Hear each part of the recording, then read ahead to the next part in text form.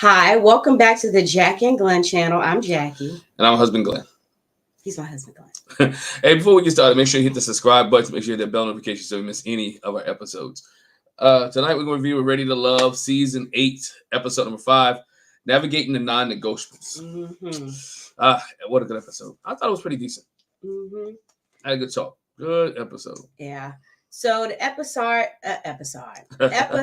starts where we ended last week. So we know that Marvin and Red have been called up, and we're trying to see who's going to be going home. And in the end, it is Red who is not ready to love. Nope.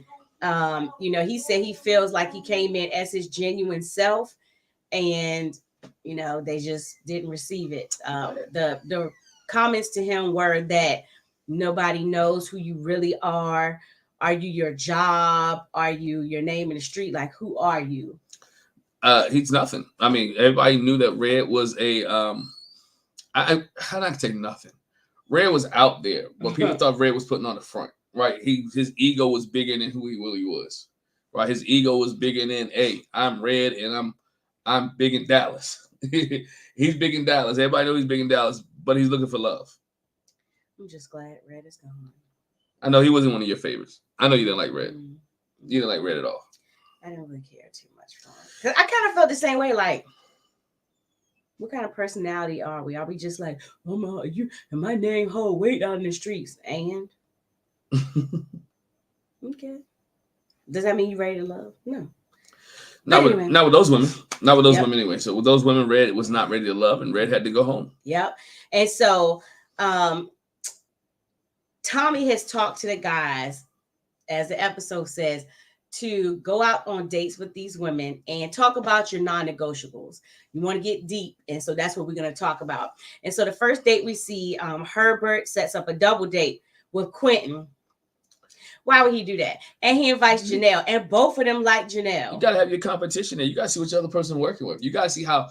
I'm not mad at her, because if I want to show, I want to see what their relationship really like. Right? Is she really feeling Quentin? Is Quentin really feeling her? Do they have a connection? Do they have a spark? Like, what's going on here? I want to see. I don't want to hear like secondhand. I want to see what's going on. Okay, he wanted to see what was going on, but Herbert pretty much monopolized the time with Janelle. But anyway, so he invited Janelle, but he also invited Kat. Right, but you got to realize when Janelle walked in, which I told you when we watched this, a telltale sign who she liked. Because she gave Herbert a hug, but she went and sat beside Quentin. But it's a reason why. Because what she said was, okay, so you asked me out on this double date, and I've been texting you and calling you, and I'm not getting no response back. And so she sat beside the person she was getting responses back from, who was Quentin. And like I said, that's why she feeling my man Quentin. But just to jump ahead, what Herbert said was, he said, like, I usually don't entertain more than one woman at a time, and I move at a slower pace. And so, it's hard for him, I guess, to juggle. And so he's like, I can't talk to this one and that one, the white one and the black one, you know what I'm saying? And so that's what has happened. And I'm thinking, Herbert, bruh, even if you can't call her because you're talking to somebody else on the phone, you could at least send her a text back. You could communicate by text if you can't talk, if you don't have time to talk, or if you're not in the mood to talk. And Janelle was like, this is a different process. We can't operate in this process like we do normally. You might move at a slower pace. This is fast pace. You better step the game up. Because she was like, he said, and he tells her, I'm going to do better. I'm not going to neglect you. I'm going to show up. Yeah, but he shouldn't. I mean, yeah, you're going to definitely have to show up. Again, somebody's texting you. That's my thing. If you're on this show, or you're in real life in general, if somebody's texting you, it doesn't take about a few minutes to send a text back. Hey, how you doing? Hey, I'm busy right now. Shoot, you can even send an auto reply if you got one. Absolutely. Right now, I can't talk right now. I'll hit you back in a few minutes. It doesn't take nothing to respond back, especially if you show that you're interested in her. Like, come on, dog. You know how it is when you dating. You'll stop the world for the person that you care for, just to talk on the phone, just to hear their voice. That's why I stop everything when you call me. But anyway, let's keep it moving. Anyway, Quentin said he's excited to see Janelle, and he acknowledges that he and Herbert are competing for Janelle's attention. But like you said, when she comes to sit down, Janelle sits next to Quentin. Yep. Kat comes in and Kat says, she feels connected to Quentin. At the hoedown, they had a good time conversing and everything. And so she said, it's challenging to me though, because dating the guys, trying to get to know the guys. She says, I came to the process a little bit later. So Janelle kind of has a head start on me. So she's trying to play catch up. But she's doing a good job though. They talk about what are your non-negotiables. And for Herbert, his thing is, I want to have kids. Yeah. And Kat was like, I'm in the middle. Like if I might want to have kids, I might not. And Herbert was like, yeah, but she leaned. She said, I'm much cooler if I don't have kids. Right. So she was on the fence. Again, I understand it as a man, and sometimes women too. There are men that want kids, right? Adamant about having kids. Adamant about having a seed or having someone carry on their last name or whatever the case may be. He's very adamant about that. Mm-hmm. I'm not mad at him. That's his non-negotiable. We got to be able to make babies. For Quentin, he said his non-negotiable is someone that doesn't have emotional intelligence. And someone that is just content with just being just where they are. And so Janelle said her non-negotiable is somebody that doesn't have ambition or drive. And she needs someone that's able to lead her. And so Quentin was like, he felt like they were on the same page because not being content is also kind of synonymous with somebody that has ambition and drive. Like you don't want to stay in the same place. But when she said somebody leader, I'm like, yo, dog, I don't want to say she couldn't be, but like, can she take the backseat? Because she seemed like she's the alpha female.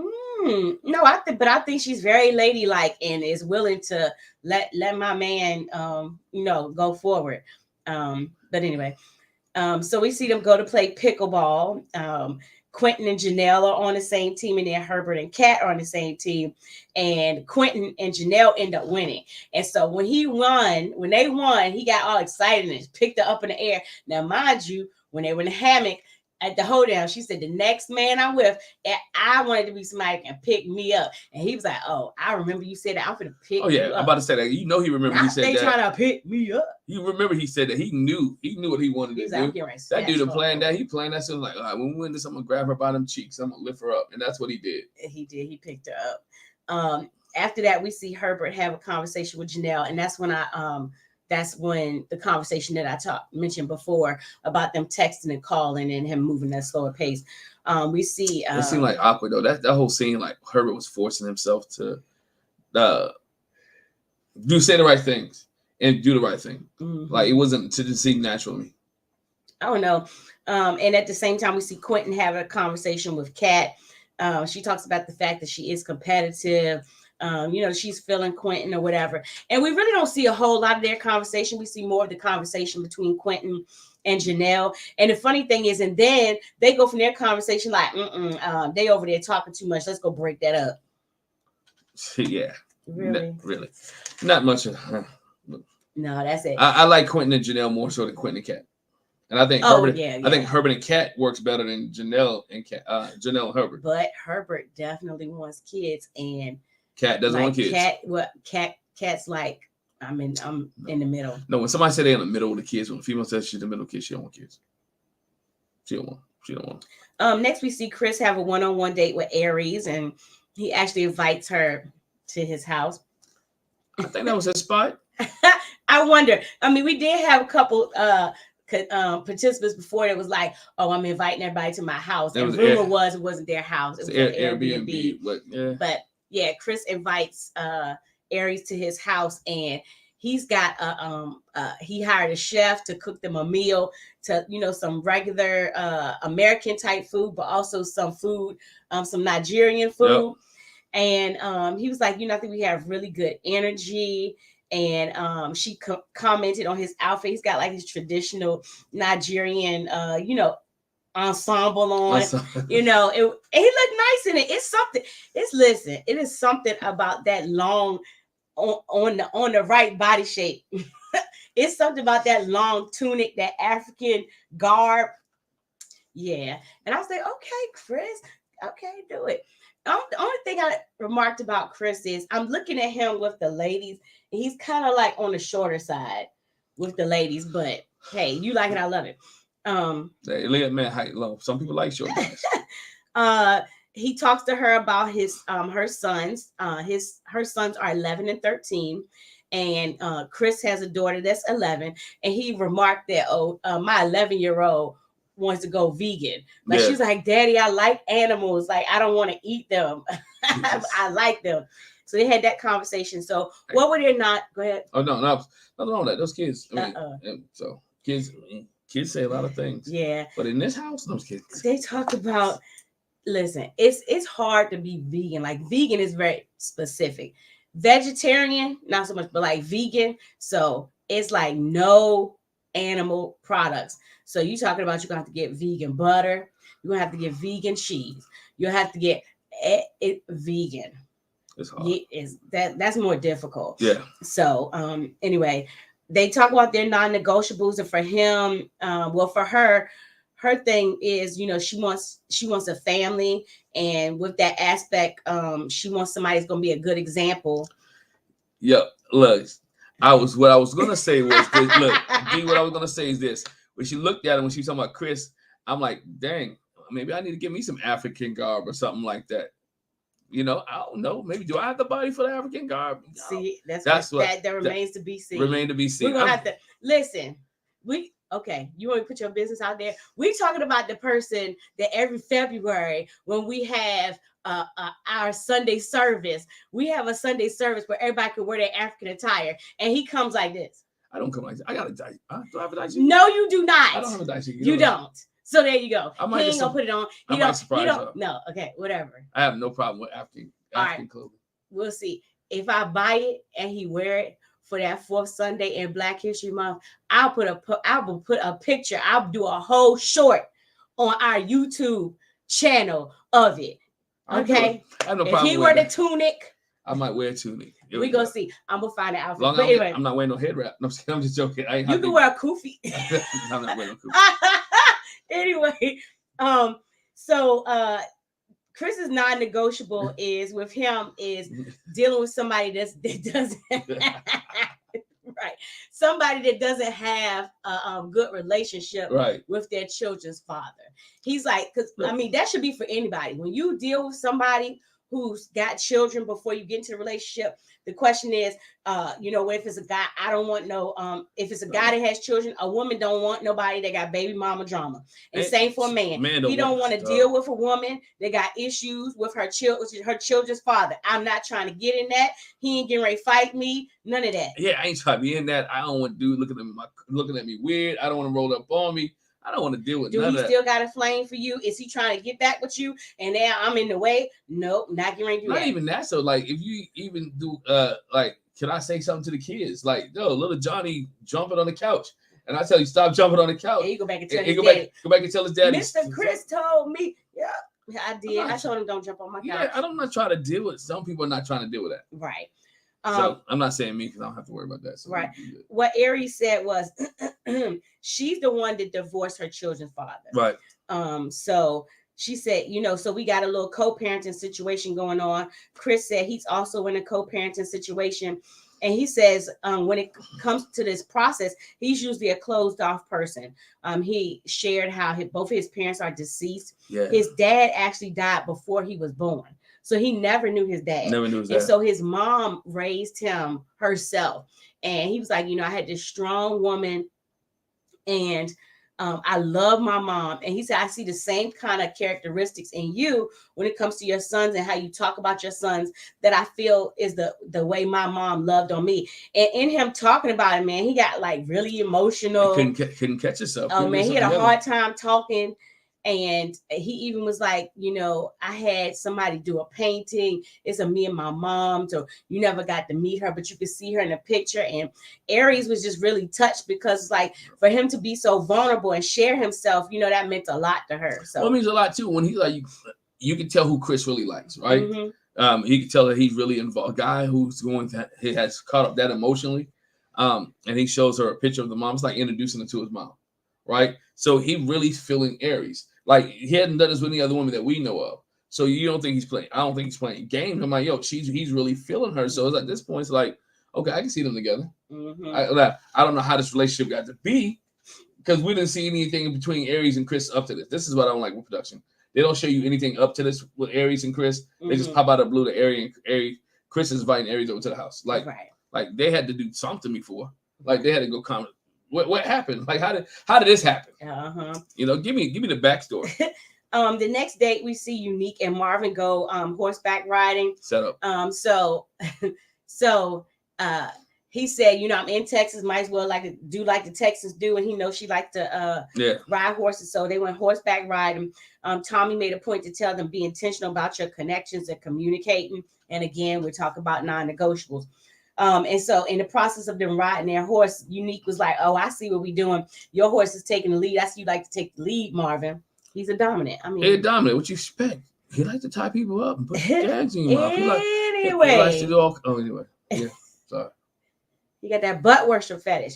But then at the end of the ride, at the end of the ride, he has a picnic all set up by the lake. And so they sit there and, you know, they chat or whatever. And they actually shared a kiss. And she was like, oh my gosh, I can't believe I did that. But she was like, it was just, you know, the moment was right. No, or whatever. What is happening is that dominant voodoo. I didn't say voodoo. The dominant. He putting a spell. Think about it. She like, I wouldn't try it, but I'm kind of interested. Well, I wouldn't try it, but I'm curious. So he's picking. I told what I said set up at the beginning of this. He picked on the weakest girl who caught on what he said. He didn't think about what he says later when we get to the elimination. He don't really like her, right? He was trying to pick somebody to keep him around, help him stay around. He doesn't like it. So let me go ahead and mess with Unique. So I talked to her. I woo her a little bit, and let me see how she can help me out later on. No, he don't like that. He didn't like her. She was the only one interested. So guess what I need to do? I can't go out with anybody else because they already shut me down. Well, somebody must be interested because he stayed and Red left. Because they hated Red more. Anyway, I mean, process of elimination. They didn't like they liked him less than they liked Red less than him, and so it's like okay, boom, he's staying now. Next week, Marvin's going home. I mean, it's just they talk about their non-negotiables for him. He wants to have more children, a minimum of 2, and his thing is, I really want to have a son. He was like, I want to have a son, and she said that was a concern for him because like. How many kids we gonna go through for you to have a son? And you ain't gonna have me with no 10 kids. And what if she don't ever have one? We know somebody like that. Kept trying. Not trying. I don't know if they kept trying, but when they was having kids, they don't have no sons. Had no sons. They had no sons. He wanted one bad. Yeah. He's just so the next thing we see that was really it with Unique and Marvin. Then we see Marie set up a group date with Jessica, Kira, and Sierra, and also Chris and Herbert. And so they go and do an improv class. And Marie's idea is if we do this improv in the process, we can talk about our non-negotiables in a way that is kind of veiled in the improv. So, you know, it softens it up a little bit. And so the guy that's in charge of the improv, he gives them different scenarios and let's see how you respond. And so Chris and Jessica go first. And he was like, I want y'all to play out a conversation after y'all have an accident. And the thing that Chris was like, off the top, Jessica was like, if you had just listened to me and turned left, we wouldn't have done it. She was like, wait, my first thing is I did something wrong. Yeah. He said, I was like that too. Like, why gotta be my fault? Yeah. First thing I would think was like, are you okay? That was right? Okay. That would have been my first thing. Like, oh my God, I'm so glad we made it out of that. You're not hurt, are you? You know, her first thing was, if you had just listened to me, you wouldn't have ran into the back of the. He was like, nah. See, blaming men. Even in a fake scenario, you blaming the dude. That's crazy. So to go into that, Chris's non-negotiable is that he wants somebody that's going to be able to present a solution, not just a problem, but present a solution. For her, her non-negotiable is like, what does it look like with, you know, you have your own business and stuff, and then I'm a part of your life. How do you prioritize that? And Chris was like, look, well, she says, what happens if I become ill? And he was like, well, he said, you're my priority and I own my own business. So when something happens to you, then you become my business. And it was like, okay. She was like, I own my own business. So if I need to make changes to take care of my wife, I'll do that. It ain't no problem. And she worried more about the car. You made me wreck my car. Like, what about my car? Oh, yeah. What about my car? Dog, if you're dealing with him, we can buy another car. Car can be replaced. Can't replace you. We've been in an accident with each other where somebody hit somebody. And our concern was, were you okay? Are you all right? You good? And then I said, I thought you was going through that light. Mm-hmm. I just knew you was going through that light. So I was not going to stop till you stopped. Yeah. But anyway, so then we see Sierra and Herbert. They have their scenario. It's like they go to a hospital for a family visit. And Sierra's like, man, your mama was on me like white on rice. And he was like, but that's okay, baby, because you held it up. You know, we had to go see the baby in the incubator. And I really want one. And, you not so much. And she said, so that goes into the non-negotiables. And what Sierra was like, I like the fact that he automatically went to the baby thing. Like we had a visit with the baby in the incubator. Because the thing for her is, I don't want to be with somebody that doesn't want kids. And for him, he was like, I want to be with somebody that has kids too. And they both agreed. He said it more than her. Somebody wants to have kids after marriage. He don't want to have kids before marriage because he wants to build a foundation and make sure they're emotionally sound before they put kids in the equation. Right. And she was like, we can go right now. We can go do it right now. So funny. So fun. She was ready to go. She like, Sierra is like, yo, clock is ticking. Yeah. Tick, tick, tick, tick, tick, tick. Let's get it. Let's get it in. He liked the fact that she was very transparent. Like, okay, you want to have kids? We can work on this right now. We can work on this right now. All right. And so, but which is funny because both of these, like, they don't want kids, right? But this is, you got to go back to a couple episodes. I think episode 2 or 3, where these are the same two that say they like to try out things before they get serious in relationships. Right. But she's also the one that says she's been abstinent for about a year. So I'm like, I wonder how that's gonna work out. If they get together. Right. All right. I mean, I know how it can work out. I'm grown. I'm just saying. So the last scenario is for Marie and Kira. And so it's like, so y'all are having lunch on a Sunday afternoon. Tell me what's happening. You mean Hillary Banks? Huh? Hillary Banks? What you mean? That's my name for her. Kira's Hillary Banks. Oh, yeah. And she was like, okay, how you doing today? How was your Sunday? Did you go to church? She was like, yeah, I went to Bedside Baptist.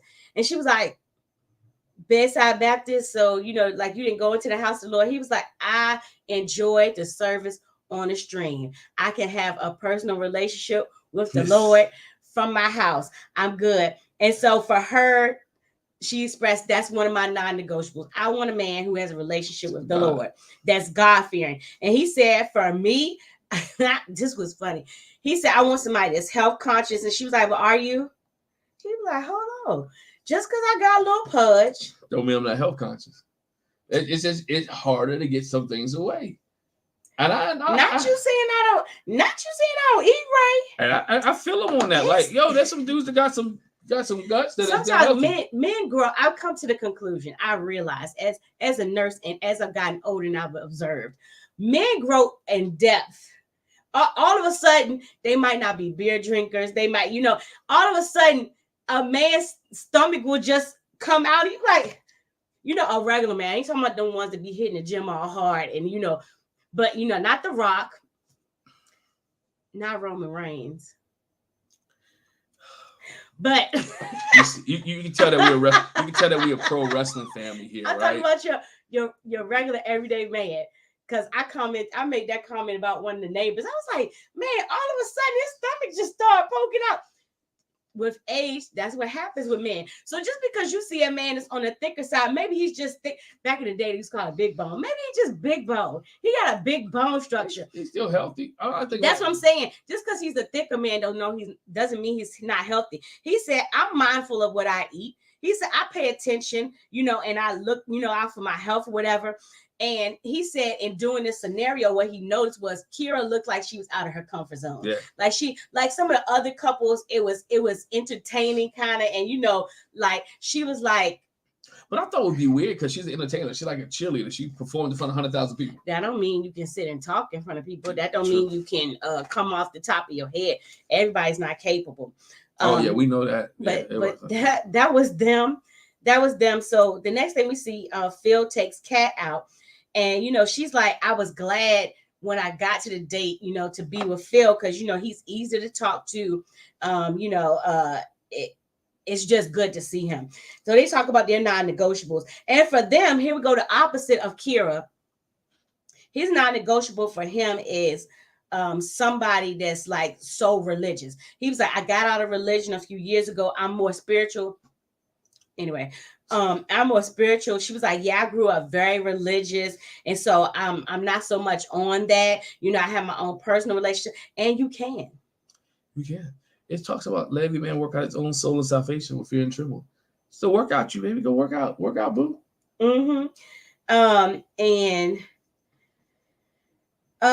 when it comes to dealing with women, when it comes with children, you know, she was like, I think it was her. Yeah, she said, I prefer to deal with a man who, if he has a child, that they're out of diapers. Because if you have a man that's got a child and they're in diapers, like you talk about a young child, you gotta go see that mama. And that means you're not that far from your relationship with her, unless y'all was just a one night stand and she just ended up getting pregnant, which is very Habibi. He said what, she was 11 days in. That's what I'm saying. That's not something common. 9 times out of 10, you've been in a relationship with somebody, you know, when you end up having a kid. And so if they're under a year old, well, you ain't that far removed from the person. Nah. And like you said, you really definitely got to deal with your child's mother. So once somebody might still have some feelings, you know, you never know. I don't want to deal with that. Nope. And so they talk about, you know, the fact that when it comes to the kids, you know, I want to be with somebody that doesn't have any drama, that's got open communication. He said he needs someone that's family oriented and has a deep spiritual connection. And so that was it with their date. Then we see Quentin take Unique and Kira out for some boxing classes. And it's just him and the two ladies. And Unique says she likes Quentin, and the fact that he asked her out shows that he's still open to getting to know her. Kira's like, okay, I like being on this date with Quentin, with Unique. That means we get to drill him together. And he said a thing about him. Okay, so remember, he's like a personal trainer. And both of them have said they don't work out much. Even though she used to be a Dallas Cowboy cheerleader, she's like, I don't work out much. And so he's like, I'm trying to get them out of their comfort zone. So they do a lot of boxing, like really do a whole little workout or whatever. And I don't know with that nice little boxing work. Boxing, if you have a box or you did a boxing workout, that tire you out. It's a good workout. I do kickboxing. His thing is, you know, their question to him was like, are you looking for your forever love? You know, and trying to figure out a co-parenting thing. And he was like, yeah.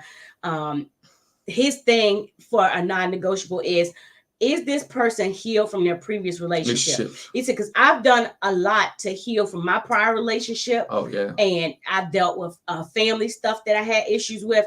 So when I go into the next relationship, it's time to put into practice what I said I've learned. And so I want somebody that's going to come into it the same way, not with any hangups or, you know, any issues or whatever. I want to make sure that you kind of healed. And I do like Unique's answer. Sometimes you're not all the way healed from your relationship. Right. And it takes years, or there's something that somebody may say or do to hit that wound, and it brings some insecurities or some trust issues back up. And it doesn't mean that you're not healed. It just may remind you of what was done to you in the past. So after Quentin and Unique have their conversation, she ends up having to leave. Thank you. Unique leaves, and so it's time for Kira and Quentin to have their time alone. And so she was like, you know, I feel like we haven't had a chance to talk. You know, she says he's got a nice smile, but she's getting not getting a lot of genuineness from him. So she takes her time to probe and question him. And boom, here you go. She says, you know, what's your preference in women? And he was like, what you mean? And she's like, you look like to me like you like white women. He was like, what? See, that's that drink. What's her name? Tequila. What was it? Tequila. That's that Tequila stuff still seeping in. So it let you know that her and Tequila had a conversation. They were having that talk from the whole women's lounge. He said, why would I be on a whole show with African-American women if I didn't like African-American women? He said, to be honest, I've never even dated a white woman. I've dated Hispanic women, but I love a black woman. I came from a black woman. My grandmother was a black woman. What do you mean? How do I look like? You look like. That's what he should. You date white guys. That's what he should have said. You date Jeffries. And basically, that was one thing with her. You know, he was like, that rubbed him the wrong way. It turned him off because he might have been feeling her, But after that question, he was done. Uh-huh. He was feeling her a little bit to even bring her out to know. But she, you know, after that question, he like, I'm done. I can't. Just like you said, I feel like this is an old saying. Ain't that like the pot calling the kettle black? Pot calling kettle black. You was a Dallas Cowboy cheerleader in private school. How you many? Hung out with nothing about white kids all the time. But I look like I date white women.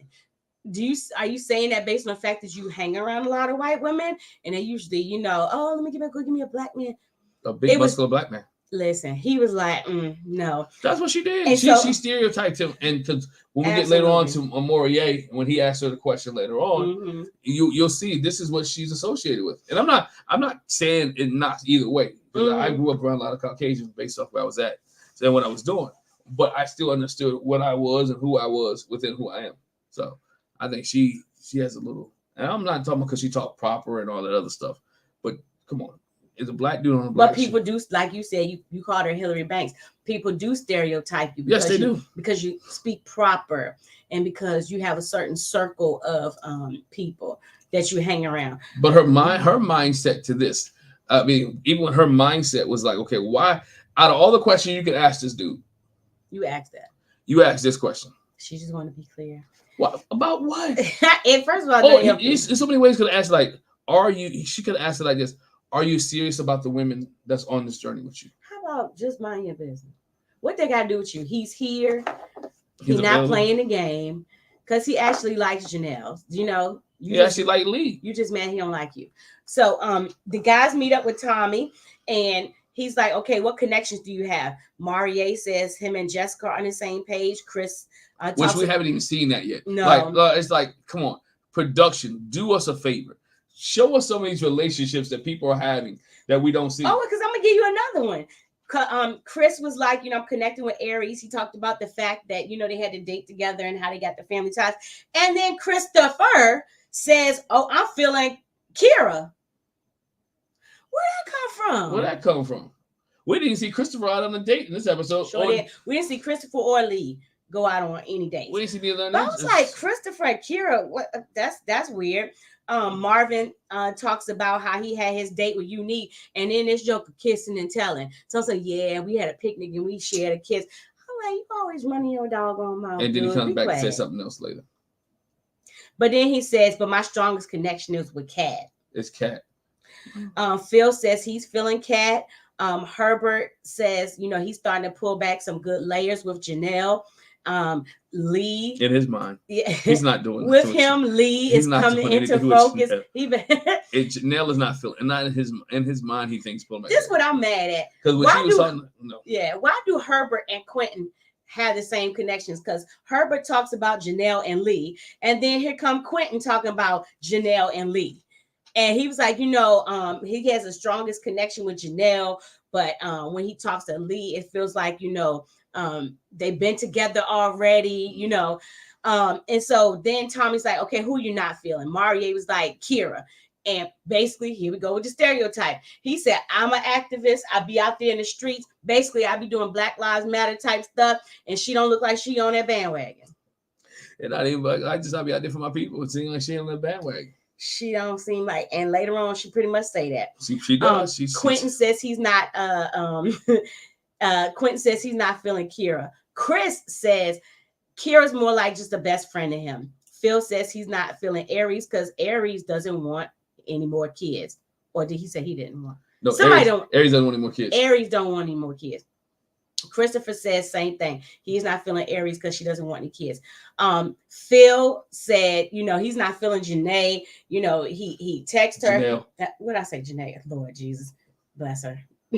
Not feeling Janelle because, you know, he was like, I wasn't getting any response from my text. And, you know, that's fine. If there's no connection there, hey, no hard feelings. Morier says, Marvin says he's not feeling Unique. Her non-negotiable was an issue with him, was an issue for him. Like his thing is, I want to have kids. Well, his non-negotiable was an issue between two because he wants to have kids, especially a son. And she was like giving him the side eye when it came to that. Yeah, she didn't feel like cute. Quentin says he's not feeling Unique. He feels like she needs some more healing. Mm-hmm. And But the thing about it is, like, Unique talked to Christopher about this. She said, I've been through some things in my life. It's not that I'm not healed. It's just that I got a tough exterior. And so I do need to let that down, but it doesn't mean I'm not available. And it doesn't mean I'm not healed. I'm just a little protective, because that's how it is sometimes. So we see Marie take Kira out. Yep. And then we see Marvin take Unique out. And so Marie's like, you know, I feel like when we went on the improv date, you know, I didn't know what to, you didn't know what to expect, and you felt like you were out of your element. And she acknowledged I did. I felt like I was out of my element.